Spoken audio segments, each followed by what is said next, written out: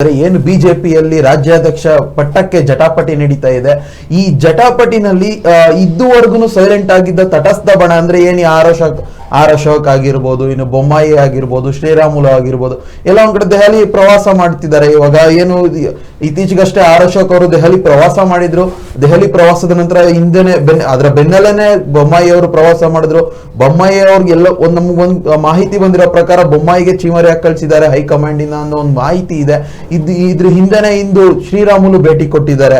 ಇದ್ರಲ್ಲೆಲ್ಲ ಗೊತ್ತಾಗದೇನು ಅಂದ್ರೆ ರಾಜ್ಯಾಧ್ಯಕ್ಷ ಪಟ್ಟದಿಂದ ವಿಜಯೇಂದ್ರನನ್ನ ಕೆಳಗಿಳಿಸೋ ಹುನ್ನಾರ ಹಿಂದೆಗಡೆ ಬೇಜಾನ್ ನಡೀತಿದೆ ಅನ್ನೋ ಒಂದು ಅಂಶ ಗೊತ್ತಾಗುತ್ತೆ. ಸರ್, ಈ ಬಗ್ಗೆ ಹೇಳೋದಾದ್ರೆ ಸರ್, ಪ್ರತಿಪಕ್ಷದಲ್ಲಿ ರಾಜ್ಯ ಬಿಜೆಪಿ ಘಟಕದ ಅಧ್ಯಕ್ಷರನ್ನ ಯಾರನ್ನ ಆಯ್ಕೆ ಮಾಡಬೇಕು ಅನ್ನೋದೇ ಒಂದು ದೊಡ್ಡ ಜಟಿಲ ಸಮಸ್ಯೆ, ಬಿಕ್ಕಟ್ಟು ಉಂಟಾಗಿದೆ. ಈಗಾಗಲೇ ಬೇರೆ ಬೇರೆ ಸ್ಟೇಟ್ಗಳಿಗೆ ಅಧ್ಯಕ್ಷರನ್ನ ಆಯ್ಕೆ ಮಾಡಿದೆ ಸುಲಭವಾಗಿ, ಕೆಲವೊಂದು ಸ್ಟೇಟ್ಗಾಗಿಲ್ಲ. ಕರ್ನಾಟಕದ ದೊಡ್ಡ ಒಂದು ರೀತಿ ಏನು ತಲೆನೋವಾಗಿ ಪರಿಣಮಿಸಿದೆ ಬಿಜೆಪಿ ಹೈಕಮಾಂಡ್ಗೆ. ಈ ವಿಜಯೇಂದ್ರ ಒಂದು ಸ್ಟೇಟ್ಮೆಂಟ್ ಕೊಟ್ಟಿದ್ದಾರೆ ನಿನ್ನೆ. ನನ್ನ ಫೇಸ್ ನೋಡಿದ್ರೆ ನಿಮ್ಗೆ ಏನು ಅನ್ಸುತ್ತೆ, ಹಿಂಗೆ ಅರ್ಥ ಆಗಲ್ವಾ, ನಾನು ರಾಜ್ಯಾಧ್ಯಕ್ಷನಾಗಿ ಮುಂದುವರಿತೀನೋ ಇಲ್ಲ ಅನ್ನೋ ಅರ್ಥ ಅಂದ್ರೆ ನನ್ನ ನಗು ಏನು ಅನ್ಸುತ್ತೆ, ನಮಗೆ ಮೀಡಿಯಾದವ್ರಿಗೆ ಏನು ಅನ್ಸೋದು, ಏನ್ ಬೇಕಾದ್ರೆ ಅನ್ಸ್ಬೋದು. ಅಂದ್ರೆ ನಾನು ತುಂಬಾ ಕಾನ್ಫಿಡೆಂಟ್ ಆಗಿದ್ದೀನಿ, ನನ್ನನ್ನೇ ಅಲ್ಲದೆ ಇನ್ ಯಾರನ್ನ ಮಾಡ್ತಾರೆ ಇಂಡೈರೆಕ್ಟ್ ಆಗಿ ಹೇಳ್ದಂಗೆ ನಾನೇ ಆಗ್ತೀನಿ ಅಂತ. ರಾಜಕಾರಣದಲ್ಲಿ ಏನು ಬೇಕಾದ್ರೂ ಆಗ್ಬೋದು, 5 ನಿಮಿಷದಲ್ಲಿ ಏನ್ ಬೇಕಾದ್ರೂ ಬದಲಾವಣೆ ಆಗ್ಬೋದು. ಹಾಗಾಗಿ ವಿಜಯೇಂದ್ರ ಅವ್ರಿಗಂತೂ ತುಂಬ ಭರವಸೆ ಇದೆ, ನನ್ನನ್ನೇ ಮಾಡ್ತಾರೆ, ಯಾಕೆಂದರೆ ನಾನು 1 ವರ್ಷದಲ್ಲಿ ತುಂಬ ಒಳ್ಳೆ ಕೆಲಸ ಮಾಡಿದ್ದೀನಿ ಅನ್ನುವಂಥದ್ದು. ಆದರೆ ಬಿ ಜೆ ಪಿಯ ಪರಿಸ್ಥಿತಿ ಹೇಗೆ ಅಂದರೆ, ಹೈಕಮಾಂಡ್ ಹೆಂಗೆ ನೋಡ್ತಾ ಇದೆ ಅಂತಂದರೆ, ಇದು ಯಾರೋ ಒಂದು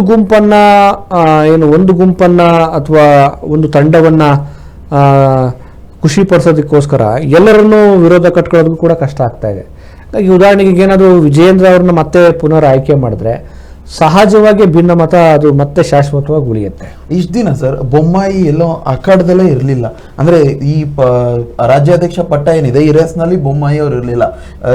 ಹಿಂದೆ ಯತ್ನಾಳ್ ರೆಬಲ್ಸ್ ಬಣದ ಯತ್ನಾಳ್ ಆಗಿರ್ಬೋದು, ಯತ್ನಾಳು ರಾಜ್ಯಾಧ್ಯಕ್ಷ ಆಗ್ತಾರೆ ಅನ್ನೋ ಒಂದು ಸುದ್ದಿಗಳು ಕೇಳ್ಬಂತು. ಅದಾದ್ಮೇಲೆ ಉಚ್ಚಾಟನೆ ಆಯ್ತು. ಈಗ ಬೊಮ್ಮಾಯಿ ರೇಸಲ್ಲೇ ಇರ್ದವರು ತಟಸ್ಥ ಬಣ ಅಂದ್ರೆ ಈ ತಟಸ್ಥ ಬಣ ಅಂತ ಗುರುತಿಸ್ಕೊಂಡಿರೋ ಆರ್ ಅಶೋಕ್ ಆಗಿರ್ಬೋದು, ಇವರೆಲ್ಲ ಮುಂಚೂಣಿಯಲ್ಲಿ ಹೋಗ್ತಿದ್ದಾರೆ ಸರ್. ಆರ್ ಅಶೋಕ್ ವಿಪಕ್ಷ ನಾಯಕ ಸ್ಥಾನ ಇದ್ರು ಅವರು ಏನೋ ಒಂದು ವಿಜಯೇಂದ್ರನನ್ನ ಕೆಳಗಿಳಿಸೋ ಏನಾದ್ರು ಹುನ್ನಾರ ನಡೆಸ್ತಿದಾರ ಅನ್ನೋ ಪ್ರಶ್ನೆ ಕಾಡುತ್ತೆ ಸರ್. ಅದೇ ಯಾರು ಡಾಮಿನೇಟ್ ಮಾಡ್ತಾ ಇದ್ದಾರೆ ಅನ್ನೋದೇ ಇಲ್ಲಿ ಅರ್ಥ ಆಗ್ತಾ ಇಲ್ಲ.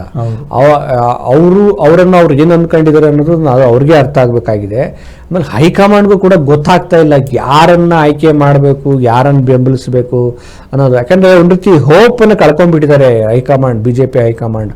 ಯಾಕೆಂದ್ರೆ ಒಂದು ರಾಜ್ಯದಲ್ಲಿ ಒಂದು ಪ್ರಬಲವಾದ ಪ್ರತಿಪಕ್ಷವಾಗಿ ರೂಪುಗೊಳ್ಳಬೇಕಾಗಿದ್ದಂತಹ ಬಿಜೆಪಿ ತುಂಬ ವೈಫಲ್ಯವನ್ನು ಅನುಭವಿಸ್ತು. ಸಾಲು ಹಗರಣಗಳು ಸಿಕ್ಕುವು ಬಿಜೆಪಿಗೆ. ಆ ಸರ್ಕಾರವನ್ನು ಕಟ್ಟಿ ಹಾಕ್ಬೋದಿತ್ತು, ಆಡಳಿತದ ವೈಫಲ್ಯವನ್ನು ಇಟ್ಕೊಂಡು ಕಟ್ಟಿ ಹಾಕ್ಬೋದಿತ್ತು, ಗ್ಯಾರಂಟಿ ಯೋಜನೆಗಳ ಅನುಷ್ಠಾನ ಆಗ್ತಾ ಇದೆಯಾ ಸರಿಯಾಗಿ ಅಂತೇಳಿ ಮಾತಾಡಬೇಕಾಗಿತ್ತು. ಅದ್ಯಾವುದೂ ಆಗ್ತಾ ಇಲ್ಲ. ಆದರೆ ಬಿಜೆಪಿಗೆ ಎಂಥ ಸಂಕಷ್ಟ ಅಂದರೆ ತನ್ನ ಪಕ್ಷವನ್ನು ತಾನೇ ಗಟ್ಟಿಗೊಳಿಸ್ಕೊಳ್ಬೇಕಾಗಿರೋ, ಅಸ್ತಿತ್ವವನ್ನು ಕಂಡುಕೊಳ್ಬೇಕಾಗಿರೋ ಸ್ಥಿತಿ ಇದೆ. ನೋಡಿ, ಈಗ ಬೊಮ್ಮಾಯಿ ಅವರು ಸ್ವಲ್ಪ ಆಕ್ಟಿವ್ ಆಗಿ ಕೆಲಸ ಮಾಡ್ತಾ ಇದ್ದಾರೆ, ಡೆಲ್ಲಿಗೆ ಹೋಗಿದ್ದಾರೆ. ಹೀಗಾಗಿ ಬೊಮ್ಮಾಯಿ ವರ್ಸಸ್ BSY ನಡೀತಾ ಇದೆ ಅನ್ನುವಂಥ ಚರ್ಚೆ ನಡೀತಾ ಇದೆ.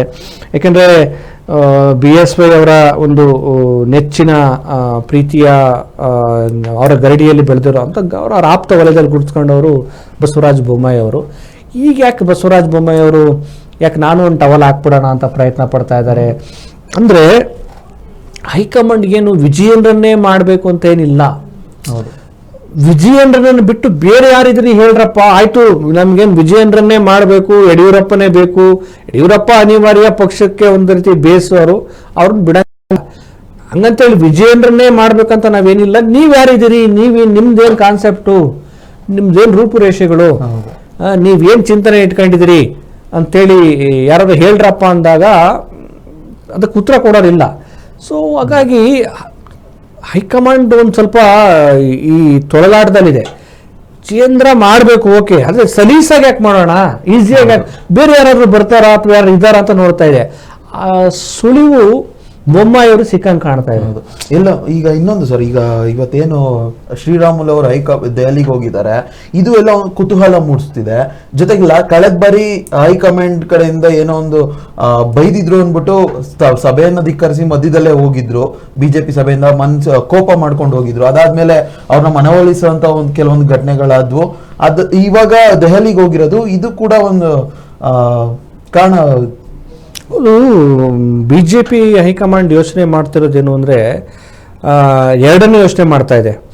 ಒಂದು, ಆ ಅಧಿಕಾರಕ್ಕೆ ಬರೋರು ಯಾರಿದ್ದಾರೆ, ಪಕ್ಷದ ಅಧ್ಯಕ್ಷ ಸ್ಥಾನಕ್ಕೆ ಬರುವವರು ಎಲ್ಲ ವೈಮನಸ್ಯಗಳನ್ನು ಶಮನಗೊಳಿಸಿ ಲೀಡ್ ಮಾಡೋ ಕೆಪಾಸಿಟಿ ಇರಬೇಕು. ಜೊತೆಗೆ ಅಷ್ಟು ಮಾಡಿದ್ರೆ ಸಾಲದು, ಮುಂದೆ ಎಲೆಕ್ಷನ್ ಬರ್ತಾ ಇದೆ, ಎಲೆಕ್ಷನ್ ಬಂದಾಗ ಅತಿ ಹೆಚ್ಚಿನ ಸ್ಥಾನಗಳನ್ನು ಗಿಟ್ಟಿಸ್ಕೊಳ್ಬೇಕು. ಅಂಥ ಸಂದರ್ಭದಲ್ಲಿ ಸುಮ್ಮನೆ ಸಾಫ್ಟಾಗಿ ಮಾತಾಡ್ಬಿಟ್ರೆ ಅಥವಾ ನಿಮ್ಮೆಲ್ಲ ಶಕ್ತಿ ಶ್ರಮ ಎಲ್ಲ ಪಕ್ಷದ ಏನು ವೈಮನಸ್ಸನ್ನ ಶಮನಗೊಳಿಸೋದಕ್ಕೆ ಅಷ್ಟೇ ಸೀಮಿತ ಆಗಿಬಿಟ್ರೆ ಪಕ್ಷವನ್ನು ಮುನ್ನಡೆಸಬೇಕಲ್ಲ, ಮುಂದಿನ ಚುನಾವಣೆಯಲ್ಲಿ ಪಕ್ಷವನ್ನು ಅಧಿಕಾರಕ್ಕೆ ತರಬೇಕಲ್ಲ. ಆ ದೃಷ್ಟಿಯಲ್ಲಿ ಟ್ಯಾಕಲ್ ಮಾಡುವಂಥ ಕೆಪಾಸಿಟಿ ಬೇಕಲ್ಲ ಆಡಳಿತಾರೂಢ ಪಕ್ಷವನ್ನು. ಅದನ್ನು ನೋಡ್ತಾ ಇದೆ. ನೋಡಿದ್ರೆ ವಿಜಯೇಂದ್ರ ಸಾಲದು. ಅಂದರೆ ಆಡಳಿತಾರೂಢ ಪಕ್ಷಕ್ಕೆ ಒಂದು ರೀತಿಯ ನಡುಕ, ಒಂದು ರೀತಿಯ ಅಂಕಿಅಂಶಗಳ ಮೂಲಕ ಕಟ್ಟೆ ಹಾಕುವಂಥ ರಣತಂತ್ರ, ಆ ಚಾಣಾಕ್ಷತನಗಳು ಇನ್ನೂ ಬೇಕು. ವಿಜಯೇಂದ್ರ ಇಲ್ಲ ಅಂತೇನಿಲ್ಲ, ಆದರೆ ಸಾಲದು. ಸಾಲುತ್ತಿಲ್ಲವೇ ಅಂತ ಒಂದು ಹಾಡೈತಲ್ಲ, ಹಂಗೆ ಇದು ಇನ್ನೂ ಸಾಲದು. ಹಂಗೆ ಒಂದು ರೀತಿ ಅಗ್ರೆಸಿವ್ ಆಗಿ ಅಟ್ಯಾಕ್ ಮಾಡುವಂಥ ಕೆಪಾಸಿಟಿ ಮತ್ತು ಪಕ್ಷವನ್ನು ಮುನ್ನಡೆಸುವಂಥ ಒಂದು ಸಾಮರ್ಥ್ಯ, ಎರಡೂ ಆಶಯಗಳಿರುವಂಥ ಲೀಡರನ್ನು ನೋಡ್ತಾ ಇದೆ. ಅನ್ಫಾರ್ಚುನೇಟ್ ಬಿಜೆಪಿಯಲ್ಲಿ ಆ ಥರದ ಲೀಡರ್ಗಳ ಸಂಖ್ಯೆ ತುಂಬ ಕಡಿಮೆ ಇದೆ, ಇಲ್ಲ ಅಂತಾನೆ ಹೇಳ್ಬೋದು. ಹೌದು. ಇನ್ನು ರಾಜ್ಯಾಧ್ಯಕ್ಷರ ಪಟ್ಟ ಇನ್ನು ಯಾರು ಒಲಿಯುತ್ತೆ ಅಂತ ಕಾದು ನೋಡೋಣ.